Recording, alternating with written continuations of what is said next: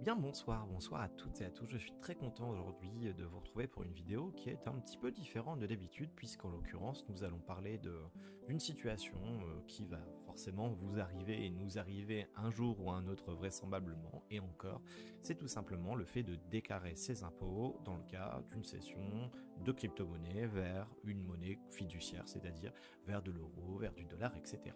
Alors cela fait déjà plusieurs jours, peut-être pas semaines, quoique, mais plusieurs jours que j'essaie de comprendre en détail comment le système fonctionne et comment le calcul de la plus-value imposable fonctionne dans les différentes situations qui sont les situations tout simplement que je vais connaître et donc que vraisemblablement vous allez connaître. Et donc justement mon objectif aujourd'hui est de vous faire un retour par rapport à cela. Alors, dans un premier temps, on va parler des différentes situations dans le cas d'investissement ou autre dans les crypto-monnaies. Ensuite, on parlera du coup de la formule qui va nous permettre de pouvoir calculer la plus-value et donc derrière l'imposition sur la plus-value. Et puis ensuite, on prendra tout simplement petit à petit des exemples pour pouvoir expliquer concrètement pour que vous puissiez comprendre à quoi ça correspond. Et puis la toute première chose pour commencer, c'est tout simplement les différentes manières entre guillemets d'investir en crypto-monnaie. Alors, disons que j'ai répertorié ça en 5 thèmes. La première chose, c'est tout simplement l'investissement. L'investissement en crypto-monnaie, c'est quoi? Eh bien, c'est tout simplement lorsqu'on décide de transformer de l'argent fiat, c'est-à-dire de l'euro, du dollar ou autre, vers des actifs numériques qui sont du Bitcoin, des stablecoins, de l'Ethereum, etc., etc. Alors, bon, cet investissement, actuellement, en 2023, eh bien, on est imposable à hauteur de 30% de la plus-value qu'on va réaliser. Qu'est-ce que ça signifie?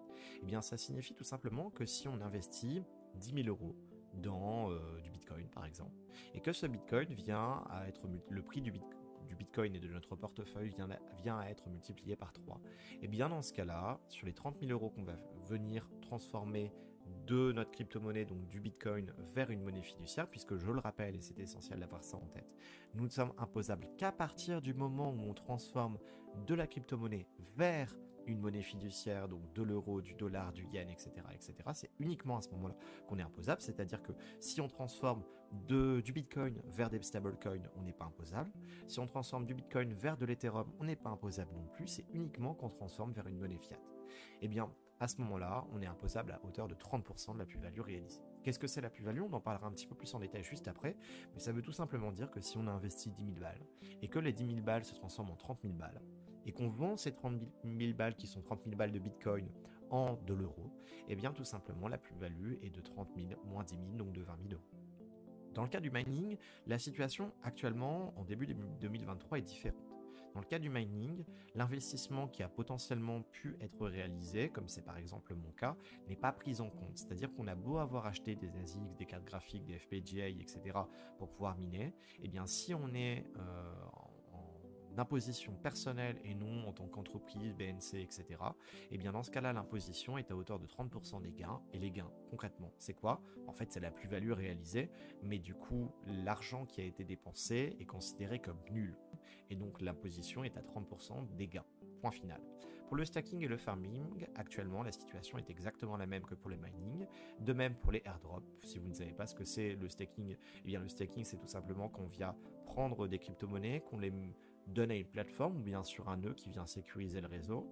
L'airdrop, eh bien c'est quand on utilise un service et que ce service décide de nous reward, de nous donner gratuitement un certain nombre de tokens, puisque par exemple on a utilisé le réseau, on a aidé lors d'un testnet à pouvoir trouver des bugs ou autre.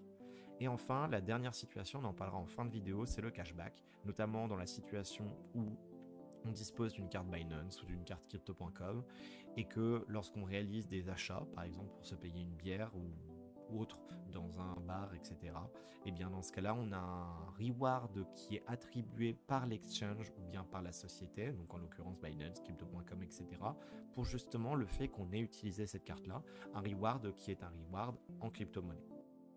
Alors maintenant, c'est le moment où on va rentrer dans la technique. On en a parlé juste avant, mais l'imposition, dans les différents cas qu'on a explicités, eh bien à chaque fois, on doit calculer 30% de la plus-value qui a été réalisée.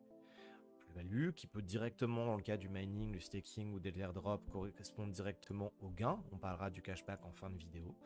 Mais généralement, la plus-value, c'est autre chose. Alors, par exemple, on on va commencer avec un exemple extrêmement simple. Supposons qu'on ait investi une mise de départ qui est initialement de 10 000 euros. Super. Ces 10 000 euros, par entre guillemets chance, se transforment en 30 000 euros et nous décidons de transformer les 30 000 euros que nous avons en crypto-monnaie vers 30 000 euros en dollars, en euros, bref, vers de la monnaie fiat. Super. Alors pour effectuer ce calcul, eh bien c'est très simple. On va vouloir calculer la plus-value qui est réalisée. On a une formule, la formule que je viens de vous montrer qui est juste devant vous, qui est ici, et que j'ai réécrite de telle manière à ce qu'elle soit facilement compréhensible. C'est que la plus-value imposable est égale au montant qui est vendu, moins la fraction vendue de la mise de départ, fois le montant vendu divisé par la valeur du portefeuille au moment de la vente. Alors le montant vendu, c'est extrêmement simple à comprendre. La valeur du portefeuille, c'est la valeur totale du portefeuille au moment de la vente. Pareil, c'est extrêmement facile. Mais la fraction vendue de la mise de départ est plus complexe. En fait, elle va dépendre nécessairement de la valeur de la mise de départ, donc ici mes 10 000 euros, et ça va dépendre de concrètement quelle quantité vous avez déjà vendue de votre mise de départ. Alors, on va prendre un exemple. Imaginons que dans notre situation, on ait misé 10 000 euros au départ, que ces 10 000 euros se soient transformés en 30 000 balles et qu'on souhaite vendre toutes les 30 000 euros. Alors, du coup, le calcul de notre plus-value est le montant vendu. Le montant vendu, c'est donc nos 30 000 euros, moins la fraction vendue de la mise de départ. Je vais mettre ça entre parenthèses, on va y revenir dans 2 secondes, multiplié par le montant vendu qui est toujours 30 000, divisé par la valeur totale du portefeuille au moment de la vente. Comme on vend tout notre portefeuille, la valeur totale du portefeuille ici est de 30 000. Pour l'instant, aucun problème pour cette partie-là. Mais qu'est-ce que c'est concrètement la fraction vendue de la mise de départ? Eh bien, concrètement, actuellement, a-t-on déjà transformé la crypto-monnaie liée à notre investissement vers de la monnaie fiat? Actuellement, absolument pas. Autrement dit, il nous reste encore 100% de l'investissement de départ, donc 100% des 10 000 euros. Par conséquent, notre plus-value vaut exactement 20 000 euros. Je vais par exemple vous le montrer ici en le mettant dans ce tableur. Donc le montant vendu, on a dit que c'était 30 000. La valeur du portefeuille lors de la vente, on a dit que c'était 30 000 puisqu'on vendait tout. Et on observe qu'on a un calcul total qui s'effectue là-dedans. Alors qu'est-ce qu'on a? On a ici dans la colonne E le pourcentage du portefeuille, donc PF c'est portefeuille lors de la vente. Bon là-dessus pas de problème, tout simplement on a tout vendu donc forcément on est à 100%. Le calcul de la plus-value qui intervient, qui fait intervenir le même calcul et la même formule que celle qui est en dessous sauf qu'elle est généralisée. Ensuite 30% de la plus-value, pourquoi? Puisqu'on parlait justement de l'imposition et on disait que dans le cas de l'imposition, eh bien du coup on payait 30% de la plus-value, donc 30% des 20 000, donc 6 000 euros. La valeur du portefeuille qu'il reste, eh bien concrètement, nous avons utilisé les 10 000 euros de notre investissement initial dans cette vente, puisque évidemment, les 10 000 euros qu'on a investis, on ne va pas devoir payer 30% d'imposition là-dessus. En fait, en réalité, on paye 30% d'imposition sur le complémentaire entre le 30 000 et le 10 000, donc 30% de 20 000 comme on vient de le calculer notre plus-value ici, et donc pas de problème. D'ailleurs, plutôt que de calculer en utilisant la formule ici, on aurait très bien pu dire, tiens, concrètement, j'ai retiré 30 000 balles. De ces 30 000 balles, c'est l'argent en gros que j'ai gagné grâce à mon investissement. Et bien en fait, je vais tout simplement décider de retirer ma mise de départ et on obtient absolument le même résultat. Alors oui, c'est le même résultat, sauf que là, on est dans un cas qui est extrêmement simple. Dans les deux cas, on obtient la même chose, donc pas de problème. On verra que dans des cas plus compliqués comme ça, ce qui va intervenir dans quelques secondes, et là, c'est pas la même merde. La valeur qu'il reste du portefeuille, comme on a utilisé l'entièreté de mes 10 000 euros, puisqu'on a tout vendu, il ne nous reste plus rien. Le pourcentage du portefeuille non encore vendu initialement, du coup, initialement, tiens d'ailleurs, je vais rajouter ça, initialement, en fait, on n'avait absolument rien vendu, donc on était bien à 100% du portefeuille qu'on n'avait pas vendu. C'est pour ça que ici, nous avons pris 100% de 10 000. Et donc ici, c'est un calcul intermédiaire qui n'est pas intéressant. Alors très bien, mais là nous étions dans une situation qui était particulièrement simple. Pourquoi? Parce qu'on vendait tout en une fois. Or, vous vous doutez bien, il y a de très fortes chances que ce ne soit pas le cas. Alors, dans ce cas-là, comment va-t-on faire? On va juste devoir généraliser les choses. Alors, on va supposer initialement que notre investissement est bien un investissement de 10 000 euros. Parfait. Notre montant vendu va être de 24 000 euros. Pourquoi? Parce que, supposons que sur les 10 000 euros, notre portefeuille est fait x3. Ça veut dire que notre portefeuille, au moment de la vente, est de 30 000 euros. Et on décide, sur les 30 000 balles, de retirer 24K. Super. Alors, donc, nécessairement, ça veut dire qu'on aura vendu 80%, puisqu'on a vendu 24K sur 30, donc 80% du portefeuille au moment de la vente. Super. Et notre plus-value, comment va-t-on faire pour la calculer? Ce qu'on va faire, c'est qu'on va prendre le montant vendu, donc 24 000, moins la fraction vendue de la mise de départ, on va en reparler dans 2 secondes, multiplié par le montant vendu, divisé par la valeur totale du portefeuille, c'est-à-dire 30 000. Alors dans cette situation-là, pour calculer la fraction vendue de la mise de départ, puisque c'est la première fois qu'on vend une de nos lignes, ou plusieurs de nos lignes, mais en tout cas c'est la première fois qu'on le réalise, dans tous les cas c'est 100%, le 100% c'est quoi? C'est le pourcentage du portefeuille non encore vendu ici, initialement, multiplié par la mise de départ. On tombe sur nos 16 000, c'est-à-dire ce qu'on a ici. Super, pas de problème. Et puis imaginons que les 6 000 euros qu'il nous reste, eh bien, ce soit de nouveau multiplié par 3. Oui, ça veut dire qu'au final, la valeur du portefeuille au moment de la vente sera désormais, si on effectue une deuxième vente, eh bien du coup sera désormais de 18 000 euros. Super. Sur ces 18 000 euros, nous allons décider de vendre de nouveau 80%, c'est-à-dire 14 400 euros. Très bien. Eh bien, pour calculer la plus-value, là, ça va être plus complexe. Le montant vendu, aucun problème, 14 400, moins la fraction de la mise de départ, on va s'en occuper dans 2 secondes, multiplié par 14 400 divisé par la valeur totale du portefeuille, c'est-à-dire 18 000. Très bien. Et là, comment faire pour calculer la fraction vendue de la mise de départ? Eh bien, en fait, tout simplement, il suffit de se dire la chose suivante. La fois précédente, nous avions vendu pour 80% de notre portefeuille. Donc en fait, on a utilisé 80% des 10 000 euros. Ça veut dire qu'il ne nous reste plus que 20% des 10 000 euros, c'est d'ailleurs la valeur qui est présente juste ici. Autrement dit, pour calculer cette fraction vendue de la mise de départ, nous allons calculer 20% des 10 000 euros qui étaient tout simplement notre mise de départ. Et on observe que la plus-value qu'on obtient est de 12 800, aucun problème. Et donc en fait, comme on vient de réaliser plusieurs ventes, eh bien la stratégie de tout à l'heure de dire, eh bien en fait je vais prendre le montant vendu, donc ici 38 400, et je vais en soustraire les 10 000, c'est bien gentil, mais ça nous fait 28 400, et puis ici on voit que la plus-value elle est de 28 800. Donc on voit qu'on commence à avoir une différence, pourquoi? Tout simplement parce que comme on réalise plusieurs ventes, et qu'en plus de ces plusieurs ventes, il nous reste nécessairement un reste ici, notre 3600, qu'à un moment ou un autre on va devoir prendre en compte, et bien du coup il y a cette divergence entre le calcul initial qui paraissait très simple d'additionner les montants vendus et de soustraire la mise de départ, qui fonctionne uniquement si on a tout vendu dans notre portefeuille. Et puis ici, la situation, on n'a pas encore tout vendu. Alors continuons, il nous reste encore nos 3 600 euros qui font de nouveau x3, ce qui nous fait 10 800 euros désormais à cette nouvelle vente. Et on vend, tiens, on va pas s'embêter, on va prendre encore 80% de notre portefeuille, c'est-à-dire 8 640 euros. Très bien. Comment faire pour calculer la plus-value? Je pense que vous avez compris. Le montant vendu là-dessus, aucun problème, 8640, moins la fraction de la vendue de la mise de départ, on en parle dans 2 secondes, multiplié par les 8640 de la vente, divisé par les 10 800, qui est la valeur totale du portefeuille au moment de la vente. Et puis, de nouveau, la première fois, nous avions vendu 80% de notre portefeuille. Il nous en restait donc désormais 20%. Mais de ces 20%, je viens d'en vendre 80%. 80% de 20%, ça fait quoi? Ça fait 16%. Ça signifie que sur les 20% qu'il me restait dans mon portefeuille initial, il ne me reste plus que 4%. C'est le 4% qui est présent ici, toujours dans la colonne I. Ça veut dire que du coup, il ne me reste plus que 4% des 10 000 euros de départ que je n'ai pas utilisé. Ça nous fait donc une plus-value de 8 320 euros. Ok, continuons. Nos 2160 euros qui sont présents ici, on décide une dernière fois de les vendre. Mais attention, encore une fois, ça a été multiplié par 3. Alors là, je prends l'exemple de par 3, on pourrait prendre par 4, etc. Ça ne change absolument rien. Et donc, du coup, on se retrouve avec maintenant 6 480 euros, c'est le montant total de notre portefeuille. On décide de vendre la totalité de notre portefeuille, c'est-à-dire les 100%. Très bien. Eh bien, pour réaliser le calcul, on va donc prendre le montant vendu, c'est-à-dire les 6 480, auquel on va venir soustraire la fraction vendue de la mise de départ, comme d'hab, on laisse de côté 2 secondes, fois le montant vendu du 6 480, divisé par la valeur totale du portefeuille, 6 480. Alors, pour calculer la fraction vendue de la mise de départ, il faut se poser la question suivante, c'est toujours la même. Concrètement, où en est-on de nos 10 000 euros de la mise de départ? Déjà, la première fois, ce qu'on avait fait, c'est qu'on avait vendu 80% de la mise de départ. D'accord, ça veut dire qu'il ne nous restait plus que 20% au total de notre mise de départ.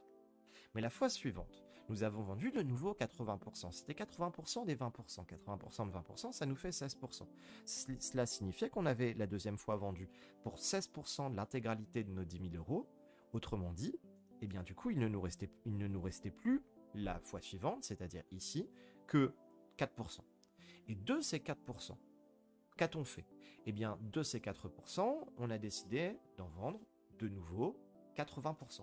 Ça veut dire qu'on a vendu 80% de 4%, donc en fait, en réalité, on a vendu 3,2% de la totalité de notre portefeuille. Il ne nous reste donc plus que les 0,80% qui sont toujours présents dans la colonne I, vous voyez que ça commence à se répéter. Donc pour calculer la fraction vendue de la mise de départ, on va multiplier notre 0,80% qui correspond au pourcentage restant, donc à la fraction restante de notre mise de départ, multiplié par notre mise de départ. Cela nous donne 6 400 €, c'est-à-dire la valeur totale de la plus-value. Très bien. Et on observe ici que nos 30% d'imposition sont les suivants. La valeur du portefeuille restante est de 0 €. Et puis, voilà. Alors, les calculs qui sont ici, à la limite, on pourrait mettre une petite formule pour les dégager, puisqu'on n'a pas utilisé les lignes 9, 10 et 11, et même 12 d'ailleurs. Moi, je décide de les laisser. De toute façon, vous verrez que dans le tableur que je vais vous partager, vous aurez cette feuille-ci où en gros il y aura toujours l'exemple, et sur la deuxième page, vous verrez en fait une page qui sera complète et que vous pourrez utiliser, dans laquelle les formules seront déjà bien inscrites.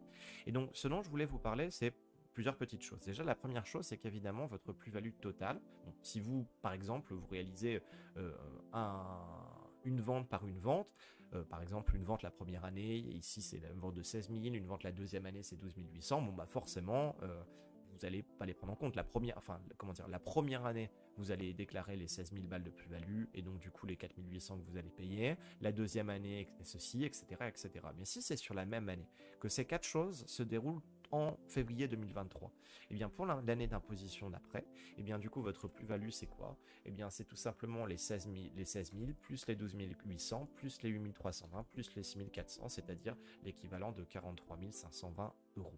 Alors, autrement dit, calculer l'imposition que vous allez devoir payer, c'est tout simplement 30% de cette quantité-là, qui correspond, soit on refait notre calcul, soit on additionne du coup les quatre quantités qui sont présentes ici, ce qui équivaut à peu près 13 000 € d'impôt. Super. Alors, ce qui est intéressant, c'est qu'en fait, on va parfaitement retomber sur nos pattes. Pourquoi? Parce que des calculs qu'on vient de réaliser, on aurait pu se dire, tiens, en fait, au total, moi, j'ai pas envie de m'embêter avec ces calculs-là. Je souhaiterais directement, comme je sais que je vais tout vendre avant la fin de l'année, par exemple, eh bien, je vais décider de dire que, de toute façon, j'ai gagné 24 000 et qu'en plus, j'ai gagné 14 400 et en plus 8 640 et en plus 6 480, c'est-à-dire la totalité de ce que j'ai gagné, auquel je vais venir soustraire les 10 000 € de départ. Et bien, en fait, ce qui est drôle, c'est qu'en faisant ce calcul, on tombe exactement sur le même résultat qu'au départ. Pourquoi? Parce que la formule qui est ici est généralisatrice, en fait, on va dire calcul par calcul, du quotient de la fraction qu'on a décidé de vendre de notre mise de départ, et donc forcément, on retombe à la fin sur nos pattes.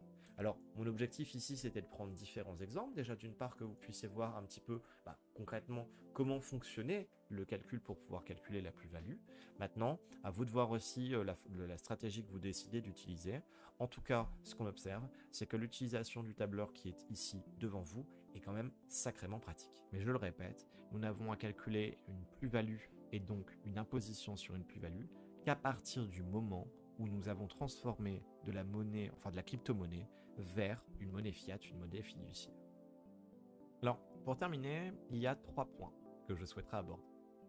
Le premier point, c'est tout simplement, en fait, un point qui est lié au barème progressif. Qu'est-ce que c'est? En fait, ça signifie tout simplement qu'en fonction de votre revenu fiscal de référence, c'est-à-dire, en fait, vous regardez sur le site impôt.gouv, vous avez en fonction du salaire que vous avez mensuellement une somme qui est tout simplement le salaire que vous avez annuellement, qui est en fait la somme de tous les gains que vous avez obtenus. Après, vous pouvez évidemment rajouter les gains supplémentaires, etc. Et tout simplement prescrit un barème qui correspond en fait à du coup l'argent que vous gagnez. Par exemple, entre 0 et 10 000 balles, si vous gagnez sur cet intervalle-là, et bien dans ce cas-là, vous avez 0% d'imposition là-dessus. Si vous gagnez plus de 10 000 balles et vous gagnez entre 10 000 et 15 000, par exemple, sur les 5 000 € qui sont entre 10 000 et 15 000, eh bien vous allez devoir payer X% d'imposition. Sur les 15 000 à 30 000, vous allez payer de nouveau Y%, etc., etc. Eh bien, en l'occurrence, là, dans les calculs que je viens de réaliser, tous les calculs ont été réalisés avec ce qu'on appelle la flat tax. La flat tax, c'est quoi? C'est 17,2% qui correspondent en fait aux prélèvements sociaux que vous avez ici, et 12,8% qui correspondent tout simplement à l'imposition forfaitaire. Eh bien, comme je l'ai écrit ici, à partir en fait de l'année qui arrive, donc en fait 2024 pour 2023, eh bien il est possible de pouvoir avoir un régime qui est plus avantageux. Pourquoi?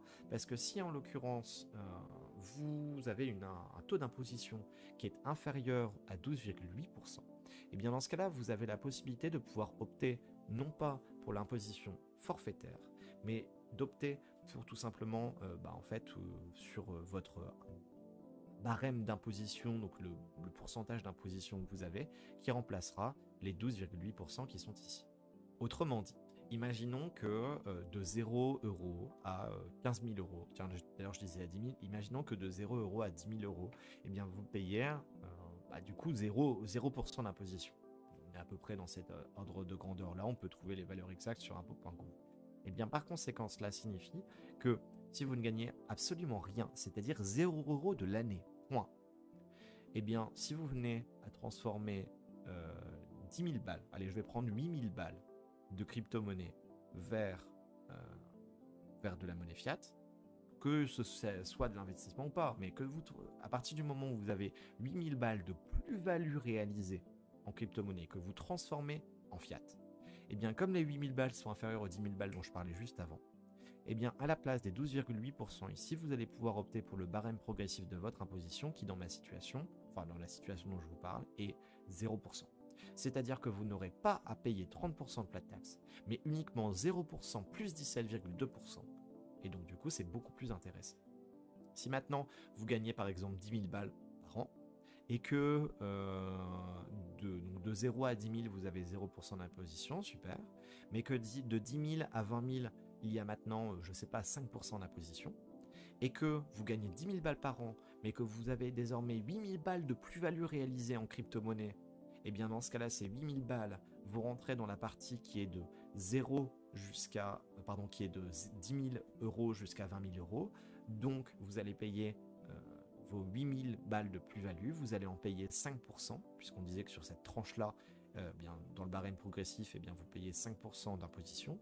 Et bien dans ce cas-là, au lieu de payer les 30% de flat tax sur vos 8 000 € que vous allez transférer du coup d'une crypto-monnaie vers une monnaie fiat, vous allez tout simplement payer 5% de ces 8 000 €, plus 17,2% qui sont dans tous les cas obligatoires pour les prélèvements sociaux de ces 8 000 €. Autrement dit, au lieu de payer 30% de votre plus-value réalisée, vous n'allez payer que 23-22%. Et donc ça, c'est un calcul qui peut être réalisé et qui est sacrément avantageux. Néanmoins, comme ça l'est écrit ici, je crois que j'avais trouvé l'information sur le site waltio.fr.co.com, je ne sais plus, eh bien ça n'est réalisable qu'à partir de 2023, c'est-à-dire pour l'année d'après. Deuxième chose dont je souhaiterais parler, c'est aussi le cas des moins-values. Alors je ne vais pas rentrer dans les détails, mais une moins-value c'est quoi? Eh bien c'est tout simplement dans la situation où notre portefeuille n'a pas augmenté. C'est le cas notamment dans le cas de la bear market ou bien quand on est à l'ATH et qu'ensuite on investit à l'ATH et que du coup forcément le prix diminue. Et bien dans cette situation-là, il arrive d'avoir non pas ce qu'on appelle une plus-value, mais une moins-value. Une moins-value c'est quoi? Une moins-value c'est quand la plus-value est négative, tout simplement. Autrement dit, vous avez par exemple payé 10 000 balles en crypto et sur vos 10 000 balles, il ne vous en reste plus que, allez on va dire 6 000 balles parce que vous avez perdu 40% de votre portefeuille. Et bien dans ce cas-là, la plus-value imposable en fait qui est une moins-value, c'est quoi? C'est le montant vendu. Donc si les 6 000 balles vous décidez de les vendre, c'est 6 000 balles, moins la fraction vendue de la mise de départ, vous en vendez 100% de votre mise de départ, donc du coup vous vendez 100% de vos 10 000 balles, multiplié par le montant vendu, c'est-à-dire 6 000, divisé par la valeur du portefeuille au moment de la vente, c'est-à-dire 6 000. Et bien la moins-value est de moins 4 000, pourquoi? Parce que vous avez perdu 40% de votre portefeuille. Pourquoi je vous parle de ça? Parce que les moins-values vraiment en crypto-monnaie sont répercutables sur vos plus-values. C'est-à-dire que, imaginons, vous avez eu pour 15 000 balles de plus-value, et que vous venez transformer tout le reste en fin d'année de vos crypto-monnaies, et finalement vous avez une moins-value sur cette nouvelle transformation de crypto vers fiat de moins 4 000. Et bien dans ce cas-là, des 15 000 balles de plus-value que vous avez initialement, vous n'allez devoir déclarer lors de la réalisation de l'impôt que 15 000 moins 4 000, puisque du coup en l'occurrence en fait vous venez d'ajouter les moins 4 000, mais donc autrement dit vous n'avez en réalité que 11 000 balles de plus-value. Alors la petite particularité, et là il faudrait aller un petit peu plus en détail, mais c'est que dans le cadre de la bourse et des actions, Cette moins-value est répercutable pendant un certain nombre d'années. Je crois c'est 5 ou 10 ans, quelque chose comme ça. Dans mes souvenirs, c'est 5 ans. Dans le cas de la crypto-monnaie, ce n'est pas répercutable. Ça veut dire il y aurait une strat à vérifier, je ne suis pas encore rentré dans les détails là-dessus, mais il y aurait une strat sous laquelle on pourrait, au moment du dernier jour de décembre, ou en fait, ou des derniers jours de l'année où est pris en compte du coup les revenus, la plus-value, etc., de vendre tout ce qu'il nous reste pour que s'il y a eu à un moment ou à un autre une moins-value, cette moins-value soit prise en compte et ne soit pas oubliée, puisque du coup forcément l'année d'après elle ne serait plus prise en compte et donc en fait vous aurez pris une moins-value dans les dents. Et ça c'est vraiment une strat à laquelle il faudrait réfléchir et voir si en réalité ce ne serait pas une bonne idée. Et puis la dernière chose. La dernière chose c'est tout simplement vous parler du cashback. Pourquoi ? Puisque tout simplement il y a quelques jours il y avait sur Binance un webinaire entre Binance FR et Waltio. Waltio c'est quoi ? Alors, je ne fais pas du tout la promotion ni quoi que ce soit, j'ai même pas de compte Waltio d'ailleurs pour en parler, même si j'ai lu tout leur livre blanc et qu'en l'occurrence il y avait quelques petites fautes là-dedans que j'ai corrigées. En l'occurrence c'est un site qui permet, en mettant tous les fichiers Excel de toutes nos transactions sur Binance et sur d'autres exchanges, de calculer automatiquement l'imposition. Eh bien il se trouve que justement, lors de ce webinaire, la personne de Waltio nous parlait du cashback. Et en fait, il racontait que lorsqu'on dépose, non pas de la crypto-monnaie sur une carte type Binance.com ou carte crypto.com, mais lorsqu'on dépense des euros, à ce moment-là, nos euros n'ayant jamais été transformés en crypto-monnaie, nos euros sont donc non imposables. Si on les retire, on paye 0% d'imposition. Point. Mais comme on utilise le cashback, c'est-à-dire comme on utilise notre carte paye directement avec les euros qu'on a dépensés. Donc on n'est pas imposable. Mais du coup, derrière, on obtient des rewards qui sont fournis via l'exchange en question. Eh bien, a fortiori, sur ce que disait cette personne, le cashback qui nous est fourni est un cashback qui va pouvoir être ajouté à notre mise de départ. Autrement dit, si par exemple, vous venez à avoir pour l'équivalent de 10 euros on va dire de 20 euros de cashback à la suite de vos calculs, de vos différents paiements avec votre carte. Eh bien, votre mise de départ ne sera plus. Vous avez mis 500 euros sur votre carte et vous avez gagné 20 euros de cashback. Votre mise de départ n'est surtout pas de 10 500. Non, car vos 500 euros n'est pas un investissement, puisque ça n'a pas été transformé en crypto. Mais par contre, votre cashback est considéré comme mise de départ, et donc désormais votre mise de départ est de 10 020. Autrement dit, grâce à cela, vous allez donc désormais, dans vos calculs ici, obtenir des valeurs qui vont être inférieures à ce que vous auriez dû payer initialement. Et donc, justement, sur ce qu'elle disait, eh bien du coup, cela permettrait de diminuer son imposition puisque cela diminuerait sa plus-value. Et par conséquent, cela peut être une bonne strat. Alors, à voir en l'occurrence ce qu'il en est. Moi, j'aurais envie de dire que dans le cadre des cashbacks, en fait, on se retrouve un petit peu dans la situation du mining, du staking et d'airdrop. Donc, en réalité, pour moi, ce serait 30% du gain. Mais actuellement, c'est lui qui est le mieux placé pour pouvoir en parler. Et puis, si vous souhaitez vous y intéresser, vous allez tout simplement sur la chaîne YouTube de Binance France. Le webinaire s'est déroulé le 13, non c'était peut-être pas le 13 février, c'était le 11 ou 12 février, et puis regardez en détail, je crois que c'est vers la 37e minute, quelque chose comme ça, et vous aurez un détail explicatif de cette situation-là. Voilà, mais écoutez, j'espère que ça a été clair pour vous. Je vous laisse évidemment dans les commentaires tout simplement l'Excel, que vous allez pouvoir toucher un petit peu comme vous le souhaitez. L'Excel, ce sera très simple, je vais dégager toute la partie qui est sur le côté dans une autre feuille, et puis je vais laisser cet exemple sur les premières pages, et sur la deuxième page, sur la deuxième feuille plutôt, et bien je mettrai du coup l'exemple type que vous pourrez utiliser comme vous semble. Sur ce, je vous souhaite une bonne soirée, n'hésitez pas à lâcher un petit pouce et à vous abonner, et je vous dis à la prochaine. Ciao ciao.